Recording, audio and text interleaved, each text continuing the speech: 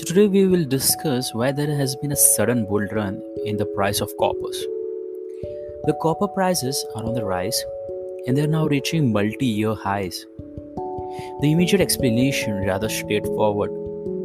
Copper prices are rising because countries are trying to negate the impact of the lockdown by spending on the infrastructure. Meaning, as you open up the economy, they will need more industrial machinery, they will need more automobiles, and they will need more copper. So, of course, the prices are on the rise. But some analysts believe there's something else happening here. They believe that this is the beginning of a great bull run, a period where copper prices will keep rising each day. But why would anyone think that? Well, the argument goes something like this. Countries across the world are trying to move away from fossil fuels and are currently investing in a bid to build the electrical infrastructure needed to power the future. Germany is adding solar capacity by bulk. Denmark is investing in electric vehicle charges. China is also doing its bit. And everybody is throwing money on a new renewable energy initiatives. But here's what most people aren't paying attention to. This infrastructure isn't going to build itself. These countries will need raw material. And one thing they need in bulk? Copper. You guessed it right. Solar panels require copper.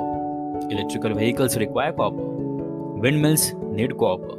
In fact, these things need a lot more copper than conventional infrastructure. There has been a report and it states that offshore wind is the most copper intensive at around 15 tons per megawatt of the installed capacity due to the extensive copper cable requirements. This compares to the onshore wind and solar at around 5 tons per megawatt and conventional power at around 1 ton megawatt. Another example, electrical vehicles requires around 83 kg of copper on average, while most internal combustion engines vehicles contain less than 20 kg of copper. In addition, electrical vehicles charging points contain around 10 kg of copper each. But the demand side of the equation is only one half of the problem. Globally, the copper ore reserves are depleting at a pretty rapid rate. Mining companies are being forced to dig deeper and settle for lower grade deposits. Extracting them is not an easy task either. And this is only compounded by the fact that nobody is finding any copper deposits these days. Only 16 deposits was discovered over the last period of 10 years. These deposits together are estimated to hold about 8% of all the copper found since 1990. 8% is not a lot. And at this point, you're probably wondering, why isn't anybody doing anything about this? Why aren't they investing more on this? Well, they are trying. But they are being forced to venture into risky regions with unstable governments. The problem here is fairly straightforward. If companies do find something really amazing, they will have to work with the government and avail the permits to mine these areas. And in regions where the rule of law isn't very robust, that proposition might never materialize. So you spend millions hoping you will find copper deposits in risky jurisdictions only to be told you can't access them. It's not very exciting for many institutions. So they have been doing this only thing they can.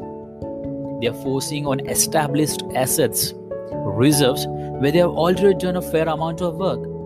In fact, over the past few years, companies have been setting aside more money towards exploring existing reserves as opposed to finding new ones.